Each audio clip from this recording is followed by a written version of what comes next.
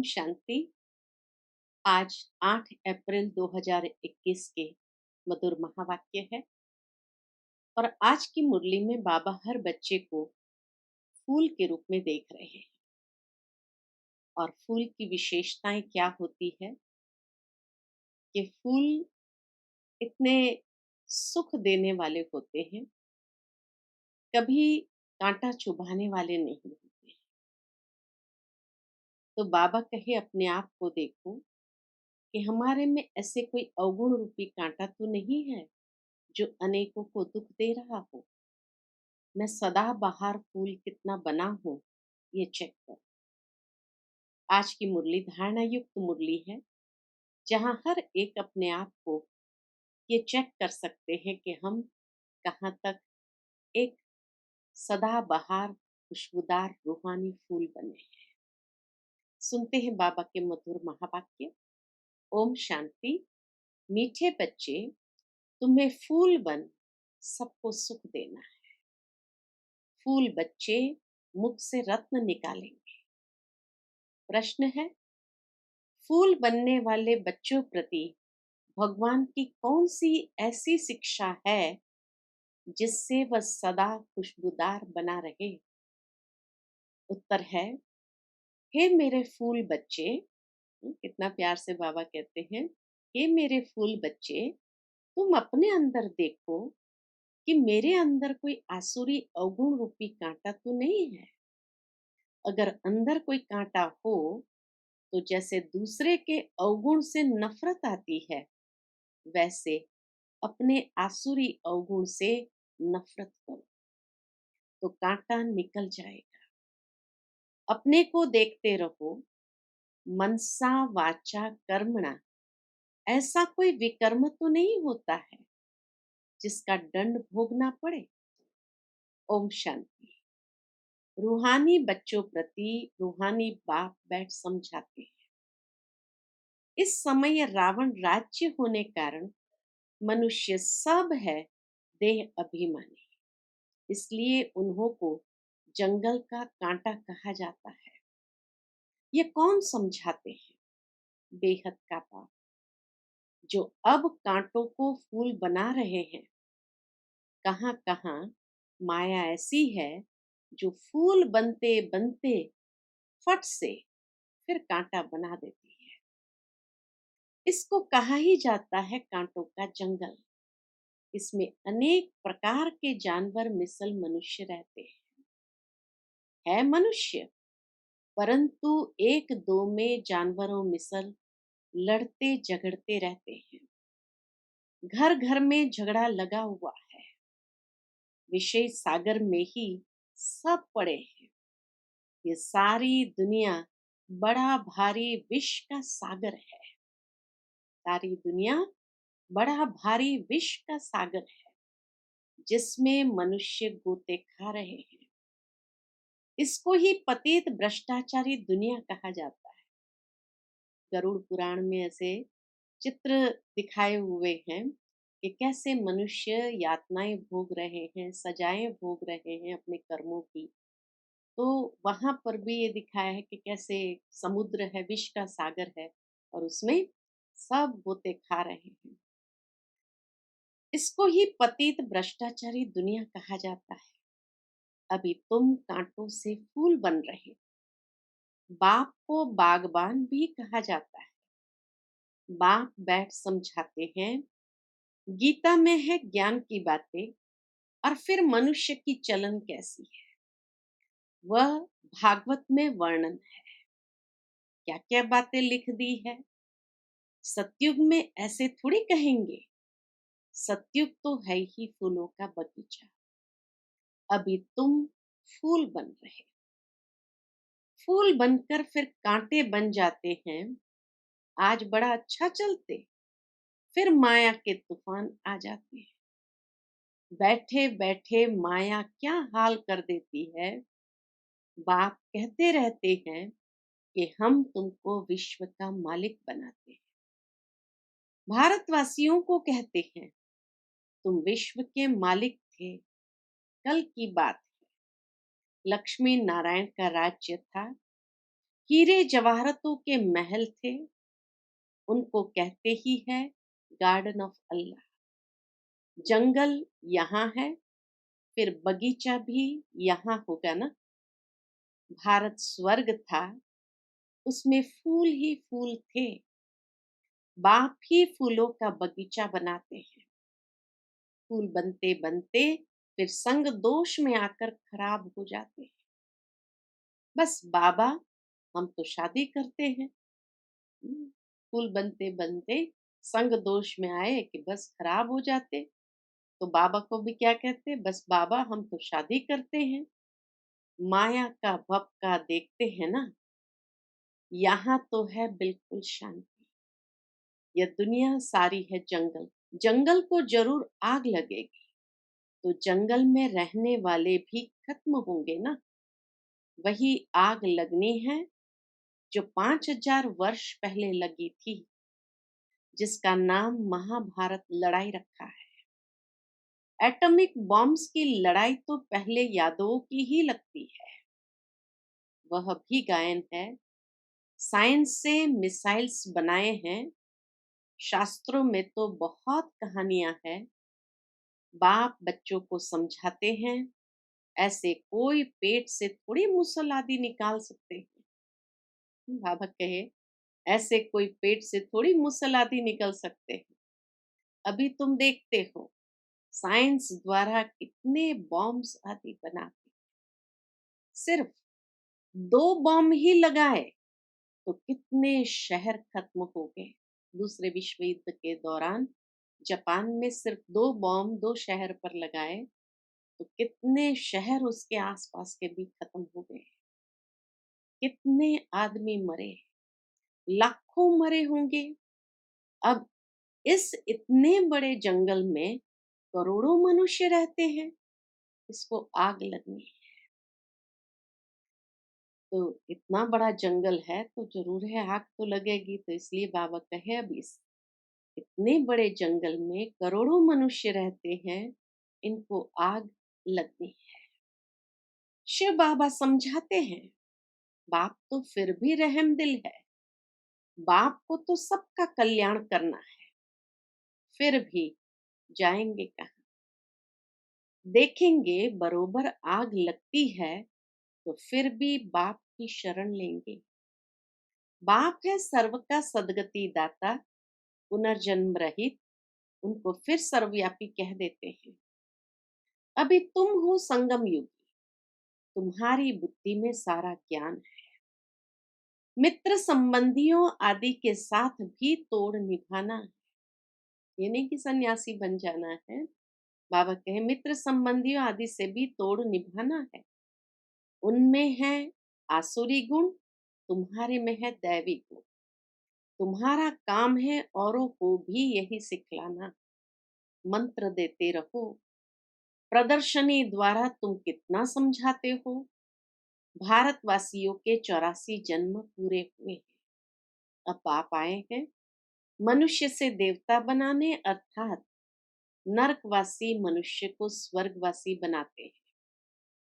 देवता स्वर्ग में रहते हैं, अभी अपने को आसुरी गुणों से नफरत आती है।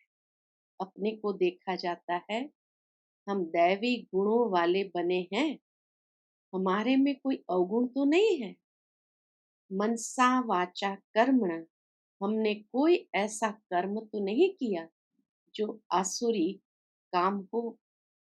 हम कांटों को फूल बनाने का धंधा करते हैं व नहीं। बाबा है बागबान और तुम ब्रह्मा कुमार कुमारियां हो माली। किस्म किस्म के माली भी होते हैं।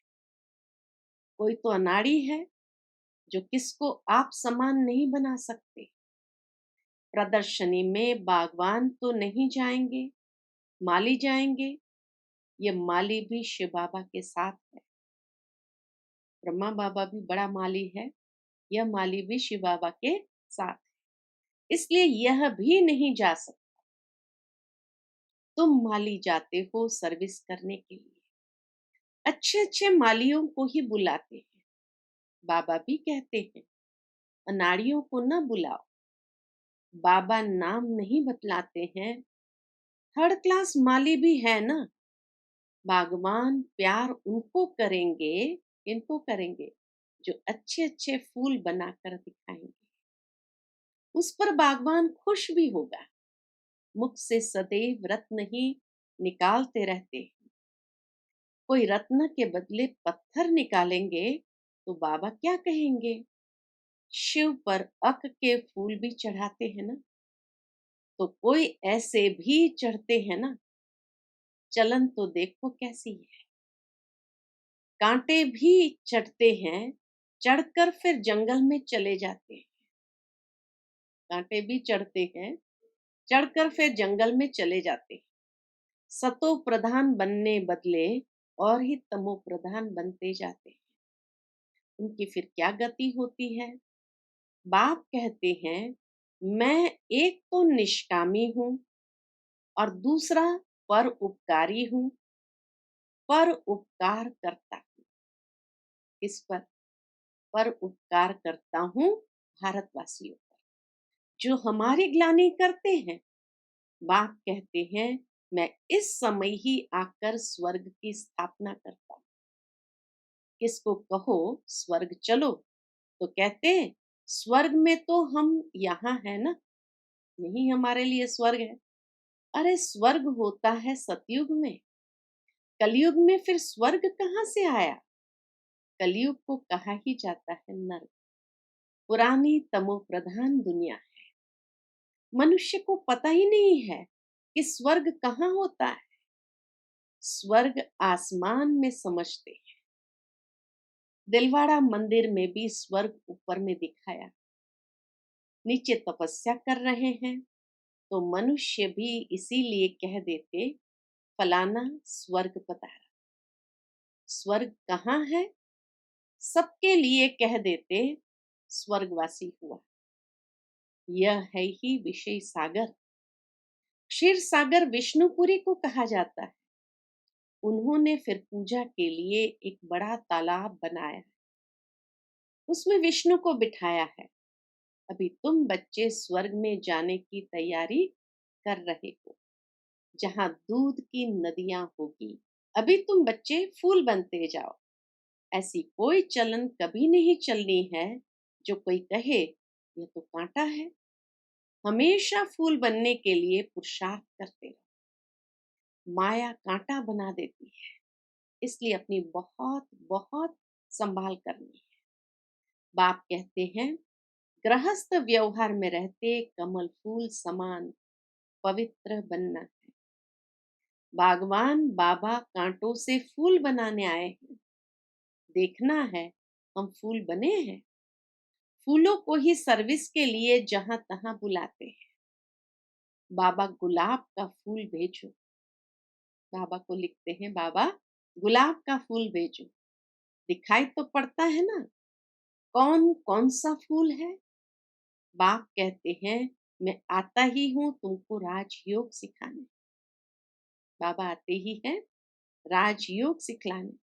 यह है ही सत्यनारायण की कथा। सत्य प्रजा की नहीं है, सत्यनारायण की कथा है कि जिस सत्य कथा से नर नारायण बनते। सत्य प्रजा की नहीं है। राजा रानी बनेंगे तो प्रजा भी अंडरस्टूड बनेंगी। अभी तुम समझते हो राजा रानी तथा प्रजा कैसे नंबरवार बनती है। गरीब जिनके पास 2-5 रुपए भी नहीं बचता है, वो क्या देंगे? उनको भी उतना मिलता है जितना 1000 देने वाले को मिलता है। बाबा है ही गरीब निवास। गरीब जितना बाबा के यज्ञ में करते हैं, तो बाबा कहे उनको इतना ही मिलता है जितना 1000 देने वाले को मिलता है। सबसे ज्यादा भारत गरीब है।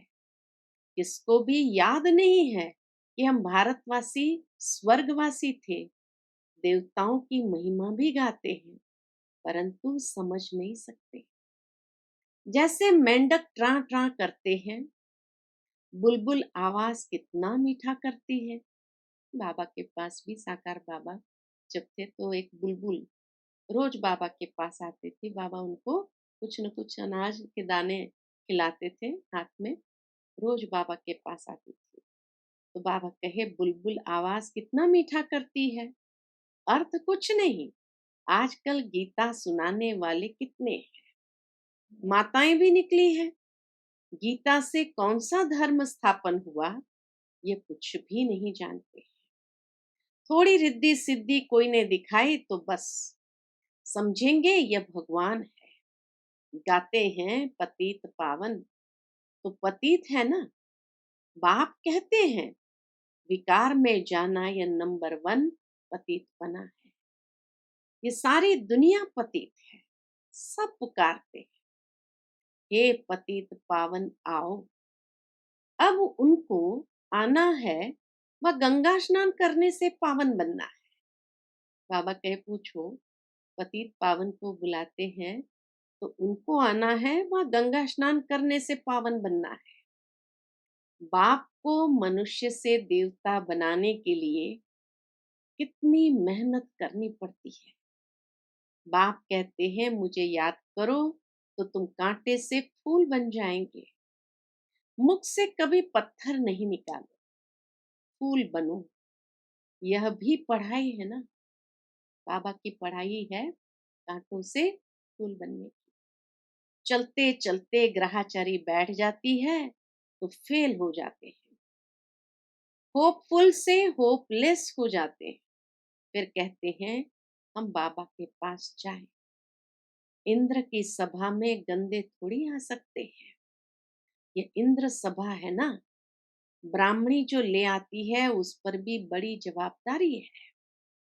विकार में गया तो ब्राह्मणी पर भी बोझ पड़ेगा, इसलिए संभाल कर इसको ले आना चाहिए।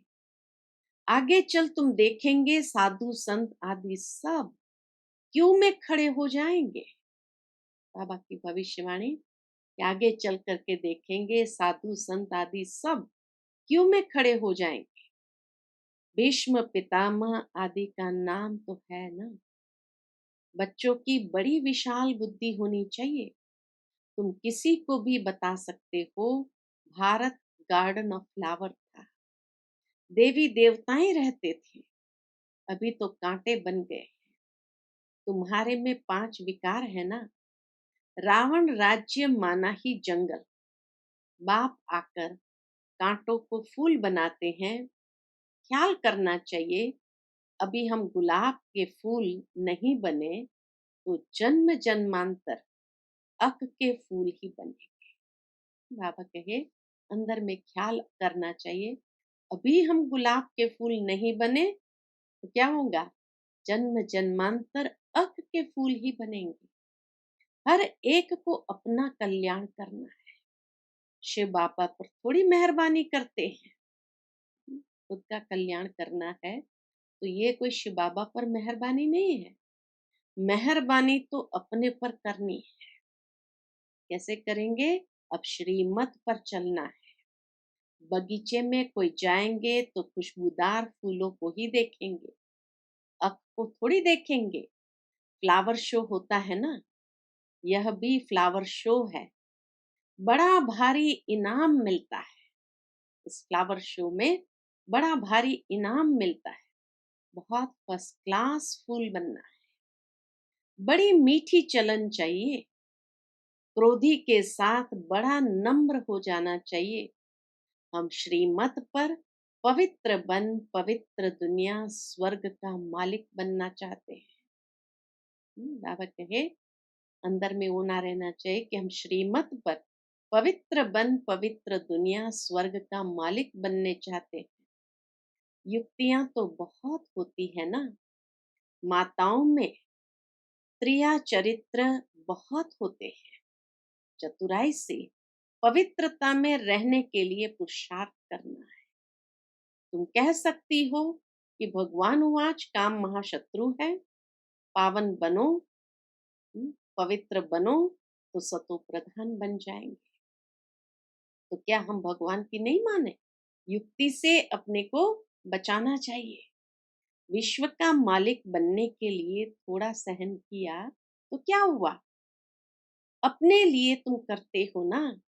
वह राजाई के लिए लड़ते हैं, तुम अपने लिए सब कुछ करते हो। पुरुषार्थ करना चाहिए, बाप को भूल जाने से ही गिरते हैं, फिर शर्म आती है, देवता कैसे बनेंगे। हम्म, इसलिए बाबा कहे बाबा को कभी भूलो नहीं। अच्छा, मीठे मीठे सिकिलते बच्चों प्रति माता पिता बाप दादा को याद प्यार और गुड मॉर्निंग। रूहानी बाप की रूहानी बच्चों को नमस्ते। हम सब रूहानी बच्चों की रूहानी माता पिता बाप दादा को याद प्यार गुड मॉर्निंग और नमस्ते नमस्ते। शुक्रिया बाबा, शुक्रिया। आज की मुरली से धारणा के लिए मुख्य सार है। पहली पॉइंट, माया के ग्रहाचारी से बचने के लिए मुख से सदैव ज्ञान रत्न निकालने हैं। संग दोष से अपनी संभाल रखनी है। दूसरा, खुशबूदार फूल बनने के लिए अवगुणों को निकालते जाना है। श्रीमत पर बहुत बहुत नम्र बनना। काम महाशत्रु से कभी भी हार नहीं खानी है। युक्ति से स्वयं को बचाना है। आज का मधुर वरदान है, सदा पावरफुल वृत्ति द्वारा बेहद की सेवा में तत्पर रहने वाले हद की बातों से मुक्त भव। सदा पावरफुल वृत्ति द्वारा बेहद की सेवा में तत्पर रहने वाले हद की बातों से मुक्त भव। जैसे साकार बाप को सेवा के सिवाय कुछ भी दिखाई नहीं देता था, ऐसे आप बच्चे भी अपने पावरफुल वृत्ति द्वारा बेहद की सेवा पर सदा तत्पर रहो, तो हद की बातें स्वतः खत्म हो जाएगी। हद की बातों में समय देना यह भी गुड़ियों का खेल है, जिसमें समय और एनर्जी वेस्ट जाती है।